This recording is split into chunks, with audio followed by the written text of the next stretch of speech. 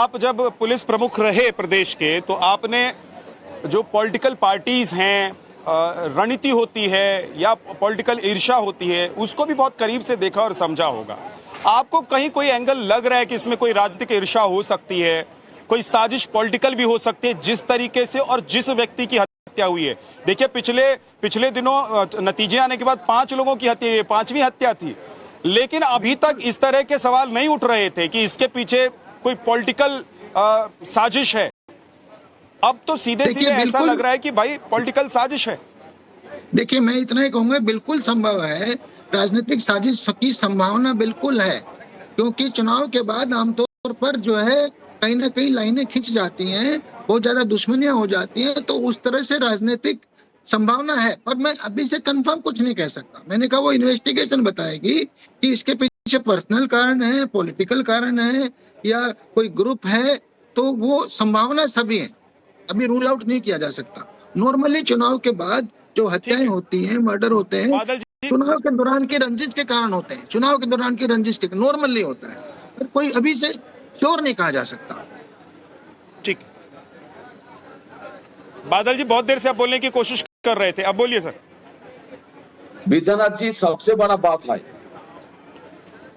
जिस पार्टी का 9 तारीख शपथ ग्रहण है, उसके 2 दिन पहले मेरा जो अनुभव था 30 साल का, आप लोगों को भी पता है, जो शुभेंदु अधिकारी मुख्यमंत्री या मंत्री होने का संभावना है।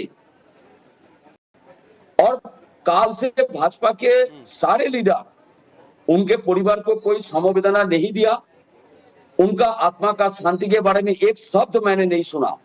जितना सुना, और एक पॉलिटिकल पार्टी का जो अभिषेक बनर्जी को जैसे ये लोग आरोप लगा रहे, ऐसे ही मैं कह रहा हूं, ये जो साजिश है, इनका मोबाइल देखिए, इनका जहां कहां पर गया, कहां से आ रहा है, मोबाइल तो देख ले, क्या कर रहा है, पूरा जांच होना चाहिए।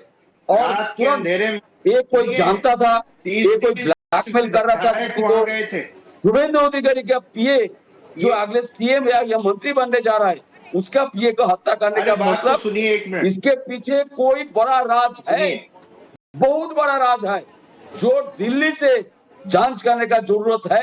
अब जहां पर यहाँ पर 5 महीने से मुख्य सचिव और स्वराष्ट्र सचिव, डीजीपी 5 महीने से, निर्वाचन कमीशन और अमित शाह के द्वारा यहाँ पर है 5 महीने से, इन लोगों को तुरंत जांच करना चाहिए। ये सब बंद करिए, सुनिए, गिरफ्तार करना चाहिए, कपोल कल्पना वाली बात बंद करिए, तथ्यों पर आइए। कोई सफाई नहीं दूंगा, और उनके परिवार के सारे परिवार के सदस्यों को मैं समवेदना चाहता हूँ, इनका आत्मा का शांति कामना करता हूँ। ये जहां पर इतना आत्मा जाएंगे, वो खुशी से रहे, क्योंकि इनका हत्या हुआ, वो नहीं जानता 8, 10 बजे 11 बजे के पहले आज इनका हत्या होगा। मतलब आपकी संवेदना को जिस साजिश में मारा गया, बिल्कुल गलत हुआ, और मैं नहीं मानूंगा। डॉक्टर निखिल आप बोलना चाह रहे हैं, लेकिन उससे पहले एक तस्वीर यहाँ से मैं दिखा देता हूँ, जरा तस्वीर यहाँ की तस्वीर दिखा रहा हूँ। बादल देवनाथ जी जरा रुक जाइए। शुभेंदु अधिकारी और राहुल सिन्हा यहाँ पर आए हुए थे, और राहुल सिन्हा अब इस वक्त यहाँ से निकल रहे हैं। आप तस्वीरों में देख रहे हैं, जो मॉर्चरी जहाँ पोस्टमार्टम इस वक्त हो रहा है, वहां से वो निकल गए हैं, लेकिन अभी भी शुभेंदु अधिकारी यहाँ पर मौजूद हैं। शुभेंदु अधिकारी, मुझे लगता है कि यहाँ से सीधे मिदनीपुर, जब यहाँ से डेड बॉडी जाएगी, पार्थिव शरीर यहाँ से जाएगा, उस वक्त यहाँ से निकलेंगे, और साथ ही मुझे ऐसा लग रहा है कि वो मिदनीपुर तक जाएंगे, क्योंकि वहीं पर अंतिम संस्कार होना है, और बाकी जो बीजेपी के नेता हैं वो लोग भी वहीं पर पहुंचेंगे। अब एक बात मैं पूछना चाह रहा हूं, आप लगातार बीजेपी की तरफ उंगली उठा रहे हैं बादल देवनाथ जी। डॉक्टर निखिल आपको जवाब भी देना चाह रहे हैं, डॉक्टर निखिल आपको जवाब देंगे, लेकिन कोई उंगली नहीं, आपकी इस कहानी में कहीं कोई लॉजिक बता दीजिए मुझे बादल देवनाथ, कहीं कोई मुझे प्रूफ दे दीजिए कि भाई ये वजह हो सकती है। आपको क्यों ऐसा लग रहा है कि अभिषेक बनर्जी को फंसाने के लिए बीजेपी अपने एक इतने बड़े कर्मठ व्यक्ति की हत्या करवा देगी? नहीं, मैं ऐसा नहीं बोल रहा हूँ। काल से भाजपा के प्रदेश बहुत सारे नेता जो आत्मा का शांति नहीं दे रहा है, उनका परिवार को समवेदना नहीं दे रहा है, लेकिन आज अभी दिखा रहा है राहुल सिन्हा वहां पर है, शुभेंदु अधिकारी है, बिल्कुल ठीक है, कोई बात नहीं, जाना तो चाहिए, सबको जाना चाहिए, बात मत कर, सबको जाना चाहिए। आपको कोई जानकारी नहीं है, सभी नेता नहीं मैं कोई आपसे किसी को गिरफ्तार नहीं किया गया। एक साथ में डॉक्टर निखिल रुक जाइए, एक एक करके बादल देवनाथ कंप्लीट कर लेते फिर बोलिएगा। डॉक्टर निखिल रुक जाइए, यही मैं बोलना डॉक्टर निखिल प्लीज। कुछ नहीं बोलना चाहता हूँ। हाँ ठीक है, बोलिए डॉक्टर बादल निखिल। देवनाथ जी ने संवेदना व्यक्त कर दी है, संवेदना को हम लोग परिवार वालों तक पहुंचा देंगे।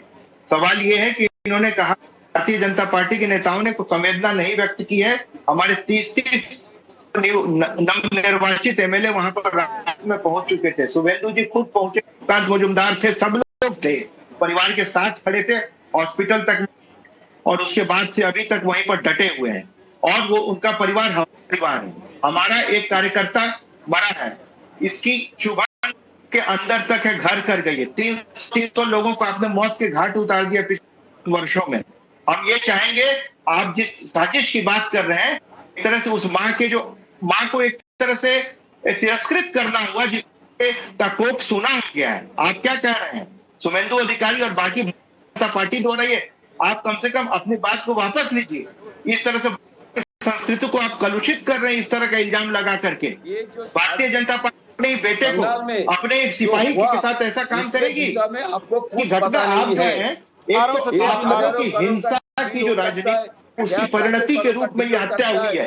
जैसे कि बंगालियों ने एक तरह से मोबाइल पिछली बार ये चुनाव जो हुआ रक्त रंजित नहीं हुआ, जान माल का नुकसान नहीं हुआ, इससे आप लोगों को परेशानी हुई है।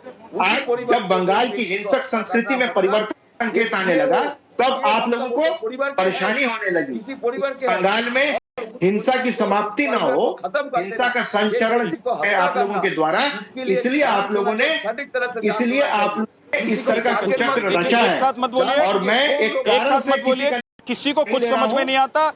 दर्शक सोचते हैं कि आप लोग यहाँ बैठकर उनका वक्त खराब कर रहे हैं, इसलिए एक एक करके बोलिए। निखिल जी कंप्लीट कर लेते हैं, सतीश जी उंगली उठा रहे हैं, सतीश जी के पास आऊंगा। बादल देवनाथ आप उसके बाद बोलिएगा।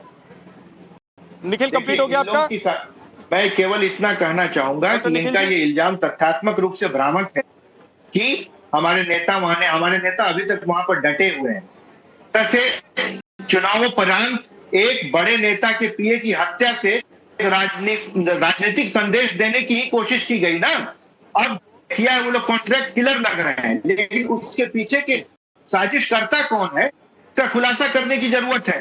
इसीलिए हम लोग कह रहे हैं कि इसका अन्वेषण करेंगे। अभी जो है ये लोग तुरंत नाम लगाना शुरू कर दिए कि पहले हम लोगों ने कंक्लूजन कर लिया है।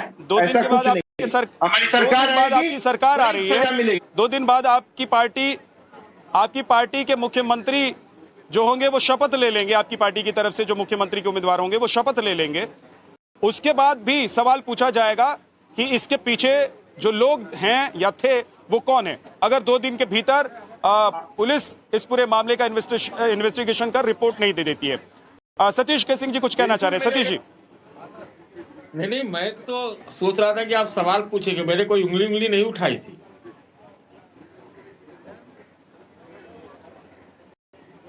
अच्छा ठीक है, बादल देवनाथ बीच में टोक रहे थे। बादल देवनाथ जी बोलिए। विद्यानाथ जी, सबसे बड़ा और एक बात मैं कहूंगा, ये जो व्यक्ति है चंद्रनाथ रथ, पीए मतलब वो पीए नहीं है, एक परिवार का सदस्य है, मतलब शुभेंदु अधिकारी परिवार का सदस्य है। जो लोग हत्या किया उन लोगों के पास कोई गलत इंफॉर्मेशन था, उस गाड़ी में पीए नहीं शुभेंदु अधिकारी है, कोई ऐसा कोई रिपोर्ट उन लोगों के पास गलत इंफॉर्मेशन था, ये भी हो सकता है। वो लोग सोच रहे उस गाड़ी में शुभेंदु अधिकारी है, जो अगर 2 दिन के बाद सीएम बनने जा रहा है या मंत्री बनने जा रहा है, इतना बड़ा जनप्रिय लीडर हो गया बंगाल में, तो ये कोई साजिश था, कोई गलत इंफॉर्मेशन था। मैं बोल रहा हूँ, पूरा किसी के ऊपर आरोप मत लगाइए। वो गृह मंत्री जी, अमित शाह जी, डीजीपी, मुख्य सचिव, सरस्वती जी, मैं एक सोशल वर्कर के नाते मैं सबको अनुरोध करूंगा, ये एक परिवार का सदस्य है। किसी माँ रो रहा है, अभी उनका बेटा चला गया, कैसे इतनी बड़ी घटना घट गई, इतनी बड़ी घटना घट गई, लोग तो चुपचाप नहीं बैठेंगे ना, सवाल तो पूछेंगे। नहीं देखिए, सवाल पूछेंगे ना सर कि चुनाव के नतीजों के बाद ऐसा क्यों हुआ, शुभेंदु अधिकारी का सबसे करीबी इंसान इस दुनिया से क्यों चला गया। देखिए विद्यानाथ जी, एक तो किसको उससे दुश्मनी थी, मैं बादल देवनाथ जी पूरी जानकारी लेके नहीं बैठे हैं। जो हत्यारे थे वो केवल मारे नहीं है, मारने के बाद रुक के उन्होंने देखा है कि ये मरा कि नहीं मरा। उसको साफ दिखाई कि पहले आगे से गाड़ी घेरा है, गाड़ी घेर के रोका है और पीछे से आके उसको मारा गया है। मारने के बाद हत्यारे देख रहे हैं कि मरा कि नहीं मरा, इतना दुस्साहस, और उसके बाद आराम से गए हैं। 10:09 में उसकी गाड़ी दिख रही है, 10:29 में पुलिस की गाड़ी वहां पहुंच रही है। तो इसी 20 मिनट में सारे कांड हो गए हैं। तो एक तो ये ऐसे बोले, देखिए ऐसा है कि ये जो घटना है, ये बात तो है कि बिल्कुल तय करके सुनियोजित तरीके से उसके बारे में पूरी जानकारी थी। ये आदमी शुभेंदु अधिकारी का आंख कान और नाक है, ये आदमी जो है केवल ये नहीं है, उनका सब कुछ है। तो वहां तक मारने का मतलब एक चुनौती भी है आने वाली सत्ता को।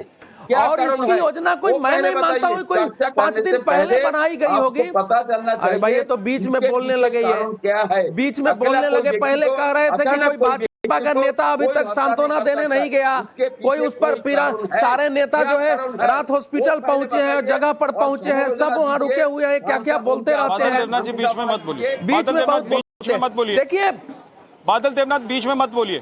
देखिए बंगाल में जो कुछ आप भी अभी जाके 5-6 दिन में देखा होगा, जो हम लोग भी देख रहे हैं, वो तृणमूल कांग्रेस ने पूरे पार्टी और प्रदेश को एक ऐसी राजनीति में बदल दिया था जहां विरोधियों के लिए एक ही रास्ता था, या तो आप मरो या जेल जाओ, या फिर आप हमारे साथ रहो, या चुपचाप यहां से निकल जाओ। तो वो जो ये कल्चर थी, उसमें पूरी सत्ता को बना देना, उस कल्चर में इस प्रकार की हत्याएं होंगी अभी। और ये एक इतना बड़ा चैलेंज आ गया है, तो अभी से तय करने का जब है, सरकार नहीं बनी है, लेकिन न बनने के बावजूद ये तय है कि बीजेपी सत्ता में आ रही है। चुनाव आयोग है, चुनाव आयोग पर केवल डाल देने से नहीं होगा। जब आप पूरे प्रदेश को हिंसा, राजनीतिक हिंसा में बदल चुके हैं, जहां की आदमी चाह रहा है कि ये सत्ता नहीं रही तो हमारा अस्तित्व चला जाएगा, वो मरने और मारने को तैयार है। ऐसे वातावरण में ये कहना कि कल जो है वो कोई भी आएगा उसके लिए चैलेंज है कि वो क्या हो जाएगा कल। तो ये बहुत बड़ा चैलेंज है, और ये पॉलिटिकल चैलेंज है, कानून व्यवस्था का चैलेंज है, और पूरे प्रदेश